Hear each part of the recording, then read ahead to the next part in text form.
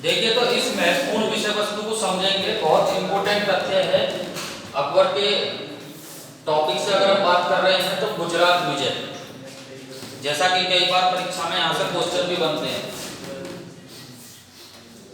सबसे पहले तो आपको माइंड में एक बात याद रखनी है कि गुजरात की जो विजय है वो 1572-73। कई बार एग्जाम में पूछा जाएगा कि गुजरात विजय कब थी, अकबर की गुजरात विजय कब हुई, तो आप याद रखें 1572-1573। ये मोस्टली सबसे पहला स्टेप आपके दिमाग में होना चाहिए। क्या इसलिए महत्वपूर्ण थी विजय, इसको पूरी अच्छी तरीके से समझना है क्योंकि यहां से प्रश्नों की संभावना किसी भी परीक्षा के हिसाब से बहुत ज्यादा है आने की। स्टूडेंट ध्यान रखेंगे कि ये इस पर विजय के प्रमुख कारण क्या थे, यानी कि अकबर गुजरात को क्यों जीतना चाहते थे। तो बहुत ध्यान से सुनिए, जो पहला पॉइंट आपके दिमाग में होना चाहिए, गुजरात एक उस समय समृद्ध राज्य था जहां जो व्यापार का एक प्रमुख केंद्र भी था। बहुत ध्यान से समझिए मैं क्या कह रहा हूं। गुजरात उस समय एक समृद्ध राज्य था जो व्यापार का एक प्रमुख केंद्र भी था, क्योंकि वहां से पश्चिमी देशों के लिए व्यापार किया जाता था। क्योंकि हम सब इस बात को जानते हैं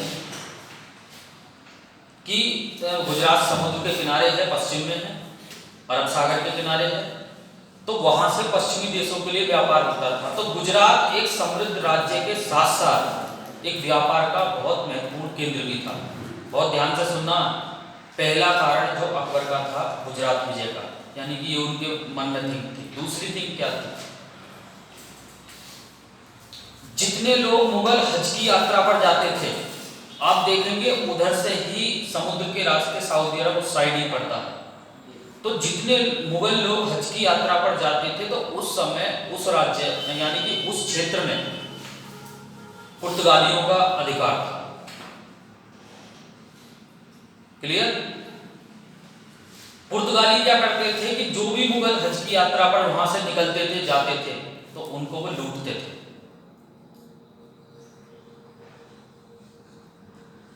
इस पर भी अंकुश लगाना के उद्देश्य से अकबर का ये भी एक उद्देश्य था कि इस पर भी अंकुश लग सकता है।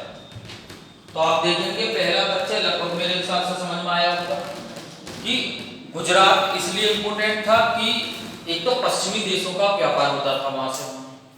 पश्चिमी देशों का व्यापार का मतलब है, स्टूडेंट बहुत ध्यान से सुनिए मैं क्या कह रहा हूं। पश्चिमी देशों के साथ व्यापार होता था तो इनकम का भी एक बेहतर स्रोत था, समृद्ध राज्य था क्योंकि व्यापार हो रहा था, राजनीतिक दृष्टिकोण से भी बहुत महत्वपूर्ण स्टेट था। राजनीतिक दृष्टिकोण से भी बहुत महत्वपूर्ण स्टेट था, क्योंकि बहुत ध्यान से सुनेंगे क्यों था, क्योंकि राजनीतिक दृष्टिकोण से इसलिए भी महत्वपूर्ण था क्योंकि गुजरात विजय के बाद भी दक्षिण का रास्ता खुलने वाला था अकबर के लिए।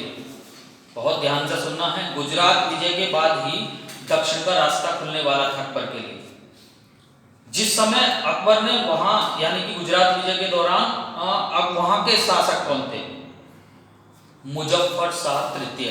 बहुत ध्यान से सुनना, एक एक चीजें मैं बाद में लिखाऊंगा, पूरी मोस्ट लाइन जो भी है, पहले एक एक विषय वस्तु को सुने। बहुत बढ़िया क्वेश्चन पूछा जाएगा कभी, अकबर की गुजरात विजय के दौरान वहां के शासक कौन थे, मुजफ्फर शाह तृतीय। अच्छी तरीके से याद रखना, पूछा जाएगा। लेकिन वो एक अयोग्य शासक थे स्टूडेंट, यानी कि वहां एक अराजकता का माहौल फैला हुआ था। अराजकता का अर्थ होता है स्टूडेंट, बहुत ध्यान से सुनना है, किसी भी देश में या किसी राज्य में शासक का ना होना। अराजकता का मतलब होता है कि देश में शासक का ना होना या देश में राजा का ना होना, यानी कि होते हुए ऐसा प्रतीत होना कि राजा है नहीं वहां पे, उसे हम कहते हैं अराजकता। तो वहां पे एक अराजकता का माहौल था, इसका भी फायदा वहां पर अकबर ने उठाया। क्लियर? अकबर के उद्देश्य आपके समझ में आ गए होंगे इसके गुजरात विजय के। एक तो व्यापार का प्रमुख केंद्र था, क्योंकि वहां पश्चिमी देशों से व्यापार होता था, साथ ही साथ याद रखना दूसरा महत्वपूर्ण राजनीतिक दृष्टिकोण से भी बहुत महत्वपूर्ण था, क्योंकि वहां से दक्षिण का रास्ता खुलने वाला था, साउथ का। जैसे कि आप आगे देखेंगे अकबर ने दक्षिण के 3 प्रांतों पर भी अधिकार किया, अहमदनगर, खानदेश और बरार। क्लियर। लेकिन इसके अलावा अकबर का क्या टारगेट था गुजरात जीतने के लिए, क्योंकि वहां से मुगल जो हज की यात्रा पर जाते थे तो उन्हें पुर्तगाली लूटते थे, यानी कि इस पर भी अंकुश लगे। ये भी अकबर का एक क्या था, इस गुजरात विजय का एक मुख्य उद्देश्य था, कारण कह सकते हैं। क्लियर। साथ ही साथ तीसरा यह था कि वहां चूंकि अयोग्य शासक थे, अराजकता का माहौल फैला हुआ था पूरे स्टेट में, तो इसका भी उन्हें फायदा मिला। अराजकता का माहौल यानी कि गृह युद्ध की स्थिति बनी हुई थी, यानी कि स्थिति सही नहीं थी। जैसा कि मैं बार बार बता चुका हूं, राजा या शासक के न होने को ही अराजकता कहा जाता है। तो इतना मोस्टली माइंड में रखना है। गुजरात विजय 1572-73 दिमाग में क्लियर हो जाना चाहिए एकदम। क्लियर। गुजरात विजय के दौरान गुजरात का शासक कौन था, मुजफ्फर शाह तृतीय। क्लियर। गुजरात विजय के बाद ही 1573 ईस्वी में ही स्टूडेंट फतेहपुर सीकरी, आपने नाम सुना होगा, उस शहर की स्थापना अकबर ने की। कई बार परीक्षा में सीधा पूछा जाएगा, अकबर ने फतेहपुर सीकरी की स्थापना किस विजय की याद में की थी, गुजरात विजय। अकबर ने फतेहपुर सीकरी में ही बुलंद दरवाजे का भी निर्माण कराया था, लेकिन वो सन 1602 ईस्वी में कराया था। वो भी गुजरात विजय की याद में कराया था, लेकिन वो सन 1602 ईस्वी में कराया था। बहुत ही अच्छी तरीके से याद रखें दोनों पॉइंट, ये कई बार पूछे जाएंगे एग्जाम में। अकबर ने गुजरात विजय के बाद किस शहर का निर्माण कराया, फतेहपुर सीकरी। अकबर ने बुलंद दरवाजे का निर्माण किसने कराया, अकबर।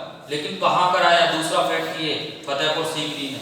कब कराया, 1602 ईस्वी में, लेकिन वो अपने मरने से 3 साल पहले कराया, क्योंकि 1605 में अकबर चले गए थे, तो 1602 में। मोस्टली याद रखना, कई बार पूछा जा सकता है।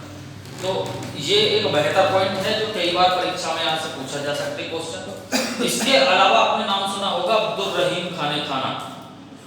अब्दुल रहीम को खाने खाना की उपाधि भी गुजरात विजय के बाद में ही अकबर के द्वारा दी गई थी, यानी कि गुजरात विजय कितना इंपॉर्टेंट है ये आप खुद समझ सकते हैं। अब्दुल रहीम खाने खाना को खान ए खाना की जो उपाधि दी गई थी अकबर के द्वारा, वो किस विजय के बाद दी गई थी, गुजरात विजय। आप जानते होंगे कई बार परीक्षा में पूछा जाता है टोडरमल बंदोबस्त, जो कि एक भूराजस्व बंदोबस्त है और अकबर के शासनकाल से संबंधित है। टोडरमल ने अपना प्रथम बंदोबस्त भी गुजरात से ही प्रारंभ किया था। बहुत अच्छी तरीके से पूछा जा सकता है, याद रखना है। टोडरमल ने अपना जो भूराजस्व बंदोबस्त था वो कहां से प्रारंभ किया था, प्रथम भूराजस्व बंदोबस्त कहां से प्रारंभ किया था, गुजरात। क्लियर। तो वीडियो को लाइक और शेयर करना ना भूलें।